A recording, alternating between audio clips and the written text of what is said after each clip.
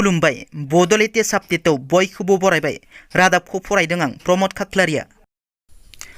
गिबि रादाबाव दङ मोनसे सोमोनांथाव जाथाय। बेंगालुरुआव 39 बोसोर बैसोनि फिसाजोआ गावनि बिमाखौ बुथारनानै गोथै देहाखौ सुइटकेस सिङाव सोना दिनो। बिनि उनाव पुलिस थानायाव थाङो।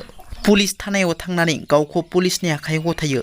पुलिसनि सिगाङाव दायनिगिरि फिसाजोआ सिमान लानाय बादिब्ला बिमा फिसाजो सानैनि गेजेराव सानफ्रोमबो नांज्लायनाय जानायनि थाखाय बिमानो फिसाजो सनालि सेनआ 20था उन्दुलांनाय टेब्लेट जाहोयो। जाउनाव बिमानि जिउ खहा जायो। क'क्राझार जिल्लानि सिङाव थानाय उल्थापानि सरलपारा हाग्रा ओनसोलाव आयेन बेरेखायै हाग्रा सिफायना न' लुना थानाय गं 23 गामिफोरखौ एभिक्सन खालामनो थांगासिनो।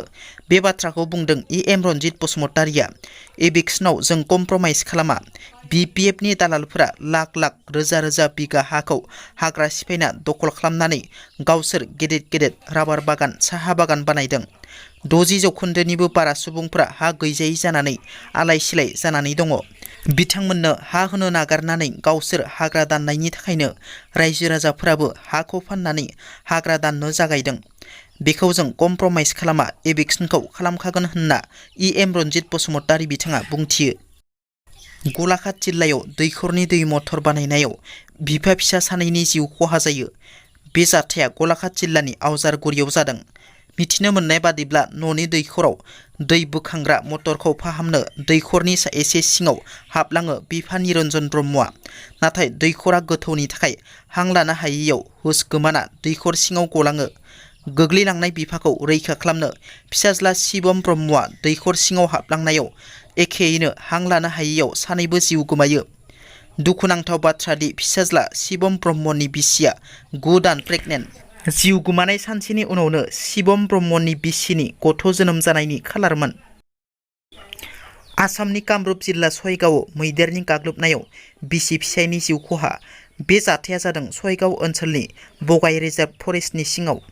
मैदेरनि गाग्लोबनायाव जिउ खहा जानाय बिसि फिसाय सानैखौ फिसाय 55 बोसोर बैसोनि तुलेश्वर राभा आरो बिसि 50 बोसोर बैसोनि नीलिमा राभा होननानै सिनायथिनाय जादों। बिसोर सानैनि गोथै देहाखौ जायगानि सुबुंफ्रा हाग्रायाव बन लायनो थांनायावसो नुयो।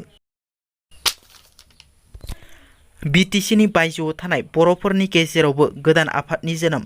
BTCनि बायजोनि बर'फोरनि गेजेरावबो राजखान्थियारि गावस्रालायबाय नामा? मानोना BTCनि बायजोनि बर'फोरनि गेजेरावबो गोदान आफाद जोनोम मोनबाय।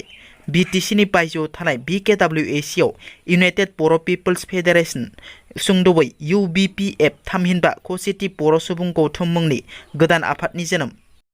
दिनैनि रादाबा एसेनोसै। नोंथांमोना जुदि आंनि रादाबखौ खोनासंनानै मोजां मोनदोंब्ला अन्नानै लाइक, शेयार आरो साबस्क्राइब खालामनो दाबाव। गोजोन्थों।